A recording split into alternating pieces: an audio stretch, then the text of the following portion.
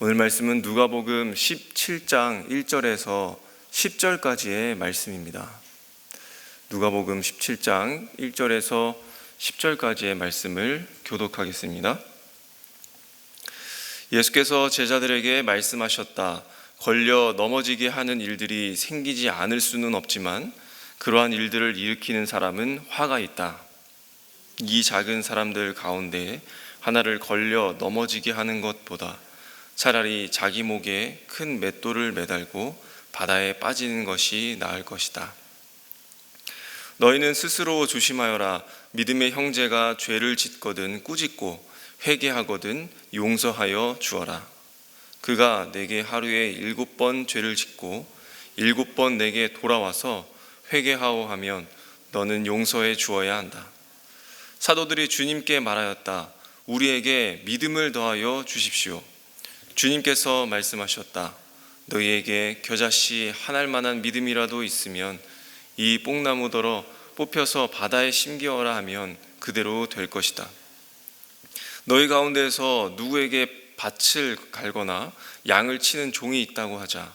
그 종이 들에서 돌아올 때에 어서 와서 식탁에 앉아라 하고 그에게 말할 사람이 어디에 있겠느냐. 오히려 그에게 말하기를 너는 내가 먹을 것을 준비하여라. 내가 먹고 마시는 동안에 너는 허리를 동이고 시중을 들어라. 그런 다음에야 먹고 마셔라 하지 않겠느냐. 그 종이 명령한 대로 하였다고 해서 주인이 그에게 고마워하겠느냐.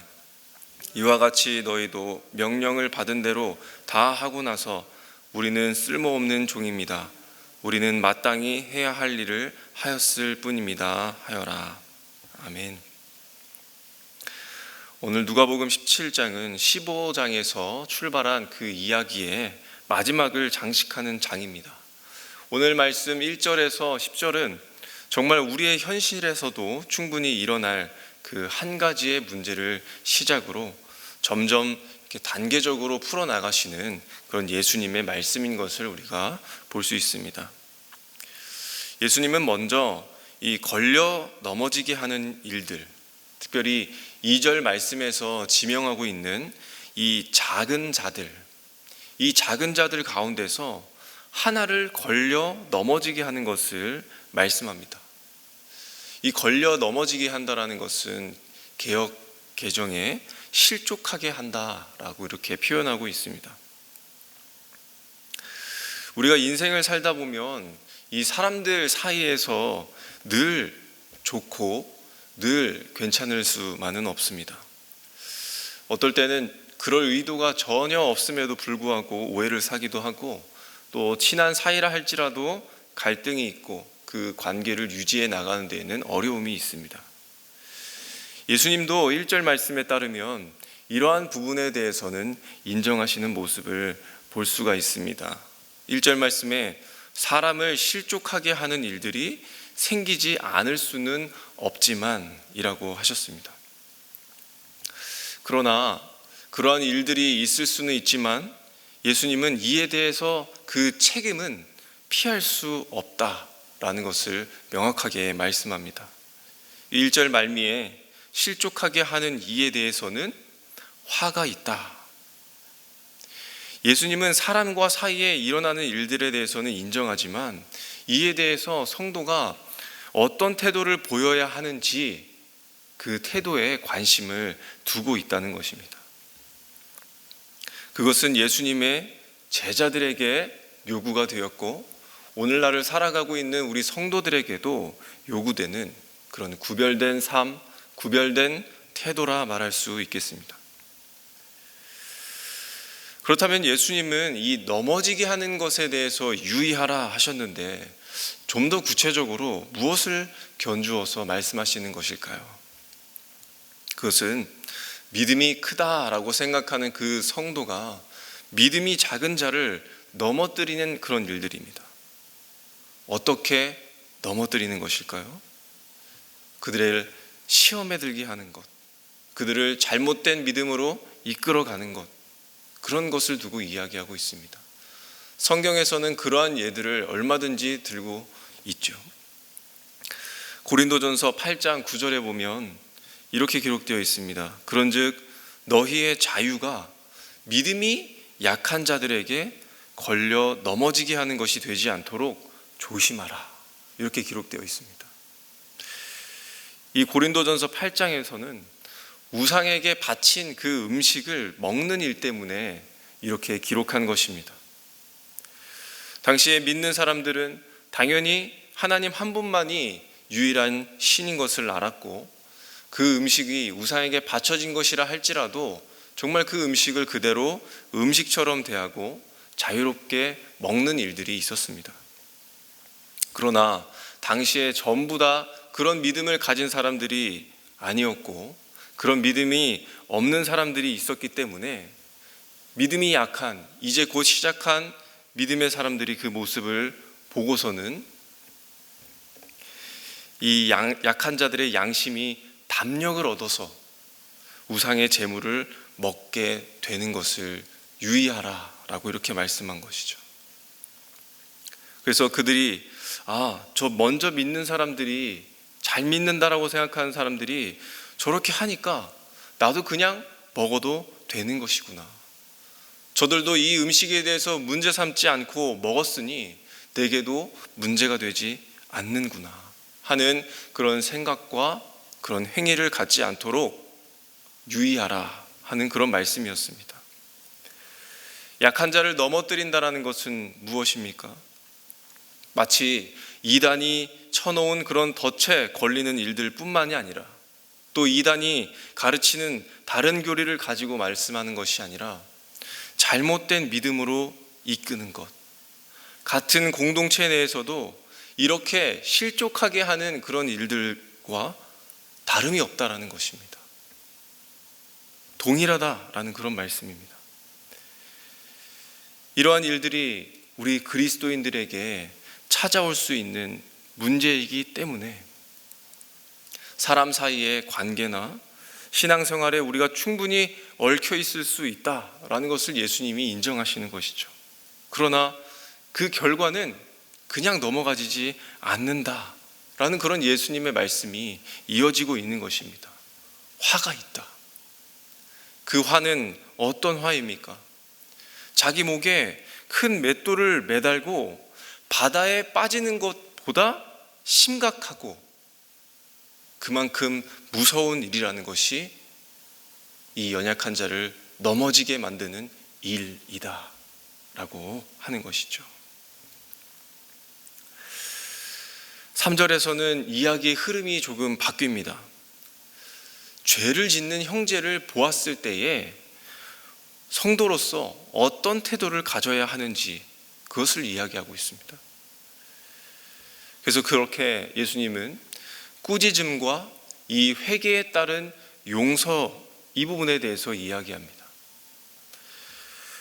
이 꾸짖는다라는 것이 우리 교회 내에서는 참 익숙하지 않는 그런 단어입니다.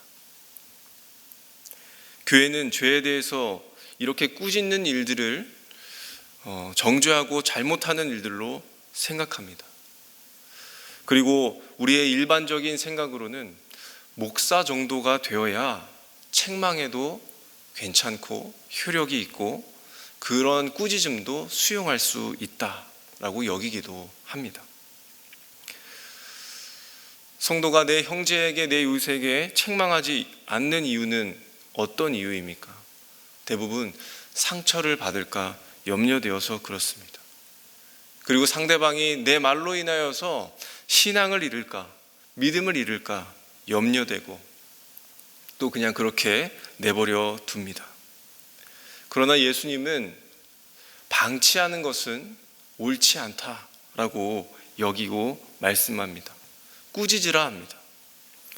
이 꾸짖는 것은 어떤 것입니까? 우리가 앞에 형제를 실족하게 하는, 작은 자를 실족하게 하는 그런 내용과 연결해서 우리가 생각해 볼 때에는 그런 것입니다. 무턱대고 성급하게 그들을 정죄하여 실족하게 만들지 말라라는 것으로 생각해 볼 수 있습니다. 이전에 바리새인들이 그런 일들이 많았습니다. 이 죄에 대해서는 아주 엄한 기준과 잣대로 정죄하는 일들이 많았습니다. 그리고 하나님의 백성이 아니다라는 그런 자격을 박탈하는 일도 이 바리새인들에게는 있었습니다. 그리고 그들에게 회개할 기회도 주지 않았고, 그리고 그들이 하는 회개도 인정하지 않는 이런 바리새인들의 관행에서 예수님은 말씀하셨을 수도 있습니다. 그리고 뒤이어 나오는 이 3절과 4절에 나오는 회개와 용서를 관련해서 우리가 생각해 볼 때에는 예수님께서 얼마든지 용서해 주라는 그런 의미로 생각해 볼 수 있습니다. 오늘 4절에 어떠한 사람이 나옵니다. 그 사람은 어떤 사람입니까? 7번 죄를 지은 사람이고 또 7번 회개한 사람이 나옵니다. 이 사람을 우리가 좀 더 의미를 두고 생각해 본다면 이 사람의 인생이 정말 보잘것없고 정말 구제불능한 사람이라는 것을 알게 됩니다. 7번의 죄와 7번의 회개, 우리가 어떠한 생각이 듭니까? 바로 진정한 회개가 아니구나 라는 것을 느끼게 됩니다. 그리고 우리가 사람을 잘 용서하지 못하는 그런 까닭은 무엇입니까? 바로 이렇게 진정성 없는 사과, 그리고 진심 어린 사과를 우리가 느끼지 못했기 때문에, 가짜로 용서를 비는 모습 때문에 우리가 잘 용서하지 못하는 것이죠. 그러나 예수님이 말씀하시는 것은 무엇입니까? 그러한 사람이, 구제불능인 그런 사람이 자기에게 와서, 또는 진정한 회개가 아닐지라도, 진정성이 느껴지지 않더라도 용서하라는 것입니다. 예수님이 말씀하시는 이 용서는 어떤 용서입니까? 바로 뒤끝이 없는 용서입니다. 구제불능인 이 사람이 첫 번째 죄를 저지르고 회개하고, 두 번째에도 같은 죄를 저지르고 회개했을 때 이전의 죄가 기억이 나지 않는 용서입니다. 새롭게 하는 용서. 그 7번의 회개 그리고 용서가 늘 새롭다라는 그런 표현입니다. 그런 정말 우리에게 있어서, 사람의 인생에 있어서 이러한 일들이 정말 가능한 일일까요? 불가능하다고 봅니다. 그렇기 때문에 이 예수님께서 말씀하신 의도를 좀 생각해 본다면, 그 죄의 용서는 어떻게 하라는 것입니까? 바로 하나님께 맡기라는 것입니다. 우리에게는 그 사람에 대한 이해가 부족하고, 내가 할 수 있는 그 용서로는 불안하고 완전하지 않기 때문에 하나님께 진정성이 없더라도 그 결과를 맡기고 용서하라 라고 말씀하는 것입니다. 우리는 믿음의 이 공동체 안에서 그 용서의 하나님 앞에 그 죄를 회개할 수 있도록 해야 할 그런 책임이 있다는 것을 명심할 수 있습니다. 무조건 죄를 보고 믿음을 잃을까 노심초사하며 참고 덮어주는 것이 형제를 위한 방법이 아니라, 우리에게도 진실함을 가지고 그 죄에 대해 물을 수 있고, 그리고 그가 변화되기를 간구하는 마음으로 주님의 은혜를 간구하여 꾸짖는 것이 오히려 하나님 편에서 떠나지 않도록 하는 것임을 우리가 기억해야 하겠습니다. 이렇게 듣고 있던 예수님의 말씀에 5절에서는 제자들이 아닌 함께 듣고 있던 사도들이 입을 모아 고백합니다. 우리에게 믿음을 주십시오. 더 큰 믿음을 주십시오. 라고 이렇게 얘기합니다. 왜 사도들이 이 용서하는 데 있어서 사랑이 아닌 이 믿음을 구하고 있는 것일까요? 용서를 하려면 우리의 생각에는 사랑할 수 있는 그런 능력을 달라라는 그렇게 말하는 것이 오히려 더 맞을 텐데, 왜 사도들은 믿음을 요구한 것일까요? 에베소서 2장 8절과 9절에 보면 이렇게 기록되어 있습니다. 너희는 그 은혜에 의하여 믿음으로 말미암아 구원을 받았으니 이것은 너희에게서 난 것이 아니요 하나님의 선물이라. 행위에서 난 것이 아니니 이는 누구든지 자랑하지 못하게 함이라. 우리는 하나님의 은혜에 의해서 용서받았고 하나님의 선물인 그 믿음으로 구원을 받았기 때문입니다. 사도들은 예수님의 말씀을 듣고 알았습니다. 용서가 하나님께서 주시는 믿음으로 가능하다라는 것을 알았습니다. 그리고 용서의 주체가 내가 될 수 없다는 것을 알았고, 나의 의로는 할 수 없고, 나의 어떤 성품이나 나의 너그러움이나 그런 것으로는 용서할 수 없는 것이구나 하는 것을 알았습니다. 그러나 예수님은 한 걸음 더 나아가서 너희가 요구하는 그 큰 믿음, 그 큰 믿음이 아니라 너희에게 참된 믿음을 가지라 라는 그런 말씀을 하시는 것이죠. 그 참된 믿음은 무엇입니까? 그 참된 믿음은 겨자씨만한 믿음이어도 땅에 깊게 뿌리 내려 뽑히지 않는 그 뽕나무에게 바다에 심기라 하면 심기어지는 그런 놀라운 일들이 일어난다라는 것입니다. 우리의 삶에도 그런 이러한 사건들을 맞닥뜨릴 때에 우리는 종종 내 작은 그 믿음의 크기를 보며 한탄하며 큰 믿음을 달라고 기도하는 모습들이 우리에게 있습니다. 그러나 예수님은 이러한 크고 작은 믿음의 척도에서 벗어나서 작지만 살아있는 믿음으로, 작지만 심기어지면 놀라운 생명력으로 거듭나는 그 생명 있는 믿음으로 예수님께서는 점점 우리를 견인해 가시고 이끌어 가시는 그런 말씀인 것을 우리가 이해해야 합니다. 어떻게 우리의 삶이 쉽게 해석이 되어지고 어려운 일들이 작게 여겨질 수 있는 것일까요? 바로 겨자씨만한 믿음이 가능하게 하는 것입니다. 우리가 어떻게 진정성 없는 회개, 그 앞에서도 용서해주는 그런 일들이, 그런 불가능한 일들이 어떻게 가능하게 되는 것일까요? 우리에게 작은 믿음이라 할지라도 그 믿음의 대상이 되시는 가장 크신 하나님께서 맡아주시겠다라고 하셨기 때문입니다. 우리 사람으로서는 절대로 불가능하다고 믿는 우리의 경험, 우리의 감정,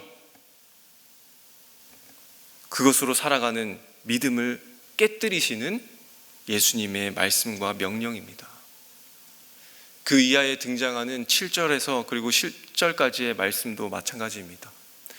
거기에 나오는 종의 이야기도 우리의 믿음의 삶을 돕는 이야기입니다. 우리는 주인과 그 종의 관계에서 오는 이 성도의 태도를 살펴볼 수 있습니다. 말씀에서 말씀했듯이 종이 마땅히 해야 할 일을 했다고 해서 그 종이 주인에게 어떤 큰 칭찬을 기대하지 않습니다. 일을 끝내고 돌아와 하루를 마친 종은 주인의 식사를 다 준비하고 그것을 다 정리하고 나서야 자기의 식탁을 차려 먹을 수 있습니다. 그런데 종이 이것을 가지고 주인에게 투덜대거나 불만을 가질 수는 없는 것이죠. 그러면 쫓겨나거나 죽게 될 것입니다.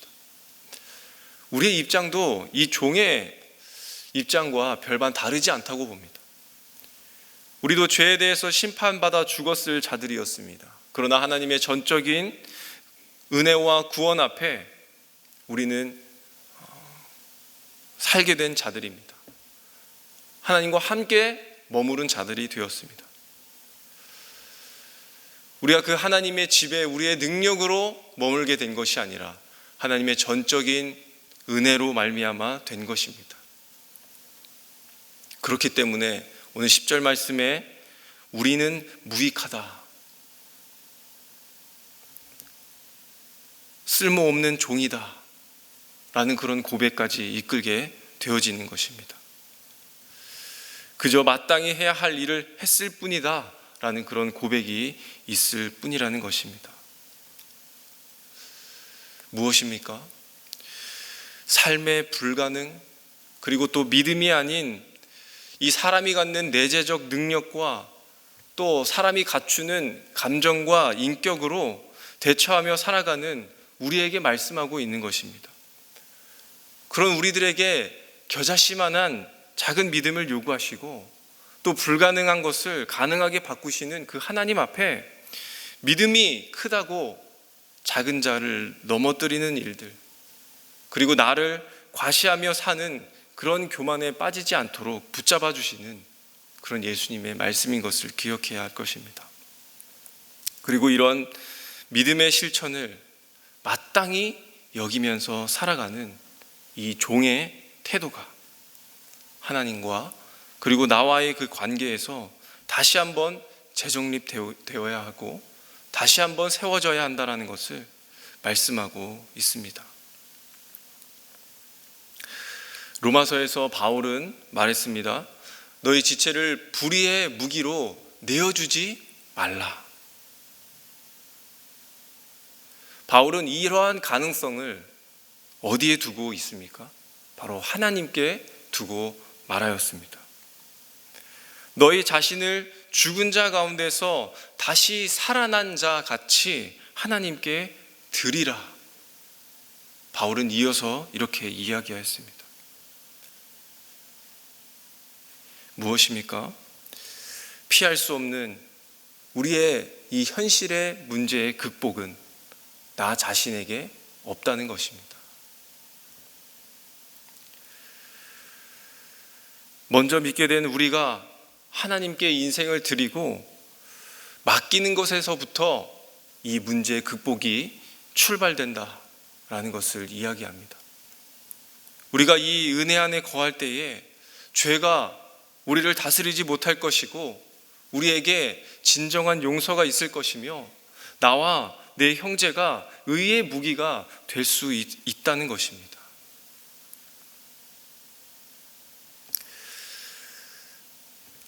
의의 종으로 부르신 그 하나님의 부름 앞에 나는 비록 쓸모없는 종이지만 불가능하다고 여기지 않고 또 우리에게 이러한 일들이 마땅히 해야 할 일들인 것을 고백하시는 우리 성도님들이 되시기를 예수님의 이름으로 소망합니다.